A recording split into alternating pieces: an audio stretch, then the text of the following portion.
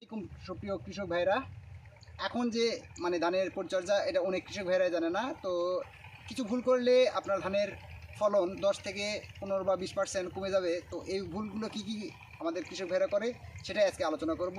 অবশ্যই ভিডিও সম্পূর্ণ দেখবেন। আর প্রতিটা ভিডিওর মতনই একটি সেটা হচ্ছে অবশ্যই আমার চ্যানেলটি সাবস্ক্রাইব করে রাখবেন এই ধরনের পরামর্শমূলক ভিডিও পাওয়ার জন্য। আমি প্রতিদিনই কিন্তু কৃষক ভাইদের জন্য নতুন নতুন ভিডিও নিয়ে হাজির হই। তো অবশ্যই আমার ভিডিও সম্পূর্ণ দেখবেন। তো বন্ধুরা, আমি যে কথাটা বলতেছিলাম, কিছু ভুলের কারণে কৃষকের 10% বা 15% বা 20% ধান ফলন কমে যায়। তো এই 10% বা 15% ধানের ফলন যে কমে যায়, তো এটা কিসের কারণে?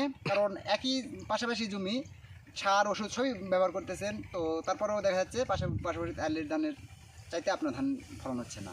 তো অনেকেই মনে করেন আমি তো সবই দিয়েছি তারপরেও কেন ফলন হচ্ছে না। তো এখানে কিছু কিছু গোপন রহস্য আছে, যে রহস্যটা অনেকেই আপনাকে বলবে না। তো আজ আমি আপনাকে ভিডিওর মাধ্যমে সব কিছুই শেয়ার করব। তো যে ভুলগুলো কৃষক ভাইরা করে থাকে, সময় মতন ওষুধ দেয় না, সময় মতন সার দেয় না, সময় মতন করে না। তো ধান রোপণের পর থেকে কিছু কিছু জিনিস আছে যেটা লাইন ঠিকঠাক আপনাকে রোপণ করতে হবে। তারপর কি করতে হবে? আপনাকে সঠিক সময়ে সঠিক নিয়মে ধান রোপণ করতে হবে, এবং বিচুনের বয়স একবারে ঠিকঠাক বয়সে বিচুন লাগাইতে হবে। এই কিছু কিছু জিনিস আছে। তারপরে আপনার সার প্রয়োগ সময় মতন, কোন সার কতখানি কোন সময় ব্যবহার করবেন, এই জিনিসগুলো।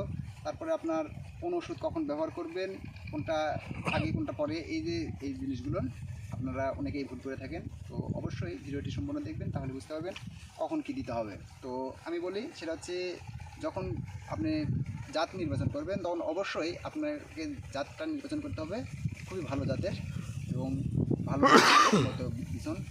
কথায় আছে, যে জিনিসের বীজ ভালো সে জিনিসের ফলন ভালো। তো অবশ্যই আপনাকে জাত নির্বাচন করতে হবে ভালো জাতের।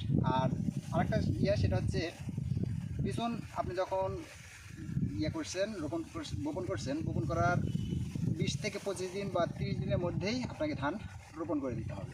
তো এই ভুলটা অনেক কৃষক করে থাকে। বিচনের বয়স যখন 40-45 দিন হয়ে যায় তখন ওই ধান রোপণ করে। তো 40-45 দিন যখন রোপণ হয়ে যায় বয়স হয়ে যায়, তখন ওই ধানের বেল বরকত কম হয়ে যায়, কুশি কম বাড়ায়, ফলনে অনেক কম হয়ে যায়। তো অবশ্যই সময় মতন বিচনটা তুলে ধানের জমিতে রোপণ করে দিতে হবে। আর আরেকটা সেটা হচ্ছে অবশ্যই আপনাকে লাইনটা ঠিক রাখতে হবে। লাইন ধানের গোছা থেকে গোছার দূরত্ব অবশ্যই ঠিক রাখতে হবে। জমি ভেদে কিছু কম বেশি হয়। তো যেটা সেটা হচ্ছে 18 থেকে 20 সেমির মধ্যে আপনাকে ধান গাছ রোপণ করতে হবে দূরত্ব বজায় রেখে। তারপরে আপনার যে সারের দূরত্বটা, সেটা হচ্ছে জমি যখন কাদা তৈরি করে নেবেন তখন এক ডোজ করবেন। তারপরে ধান রোপণের 8 থেকে 10 দিন পরে বা 12 দিনের মধ্যে। তার দ্বিতীয় ডোজটা হচ্ছে 18 থেকে 20 দিন বা 25 দিনের মধ্যে, 22 দিনের মধ্যে।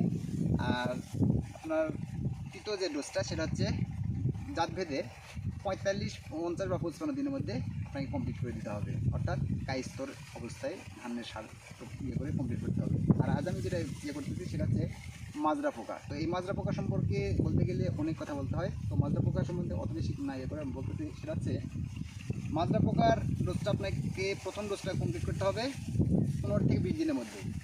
আর দ্বিতীয় ডোজটা সেটা দিতে হবে, সেটা হচ্ছে আপনাকে 35 থেকে 40 দিনের মধ্যে দ্বিতীয় ডোজ কমপ্লিট করতে হবে। আমি আজ দিচ্ছি দ্বিতীয় ডোজ, তাহলে আমার আর জমিতে মাজরা পোকার ওষুধ দিতে হবে না। তো মাজরা পোকার ওষুধ আমি যেটা ব্যবহার করতেছি সেটা আপনারা ইচ্ছা করলে ব্যবহার করতে পারেন, আবার আপনারা যে কোনো ওষুধ ব্যবহার করতে পারেন। আর আমি মাজরা পোকার সাথে তরল বিষ ব্যবহার করতেছি। তো তরল বিষ ব্যবহার করার কারণ হচ্ছে মাজরা পোকা পাশাপাশি থাকে, এই তরল বিষ ব্যবহার করলে সেটা নির্মূল হবে।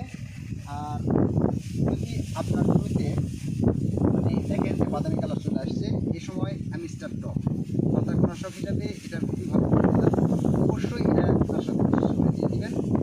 আর যদি আপনি পারেন সেটা হচ্ছে আপনার কী বলা হয়, বোরন।